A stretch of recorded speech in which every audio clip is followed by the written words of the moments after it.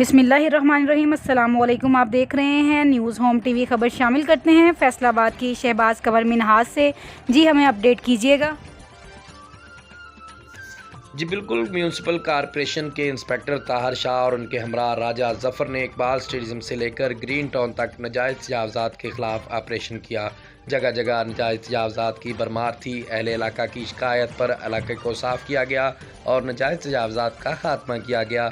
MO Amjad बंसूता और inspector Tahir Shah ने किसी सिफारिश को ना मानते हुए इलाके को क्लियर किया। नाजायज़ कब्ज़ा माफिया से दोनों तरफ से कब्ज़ा ख़त्म कराया और कुछ दुकानदारों को वार्निंग भी दी गई। अहले इलाका ने और आने जाने वाले अवामी नुमाइंदों ने म्यूनसिपल कॉरपोरेशन के CEO चौधरी ज़ुबैर भट्टू और MO अमजद बंसूता, इंस्पेक्टर ताहर शाह, राजा जफ़र के इस काम को सराहा। इन्होंने नाजायज़ तजावज़ात का खात्मा किया और इसी वजह से लोगों को आने जाने में आसानी पैदा होगी। कैमरामैन टीम के साथ Shahbaz Qamar Minhaj, news home TV, Faisalabad.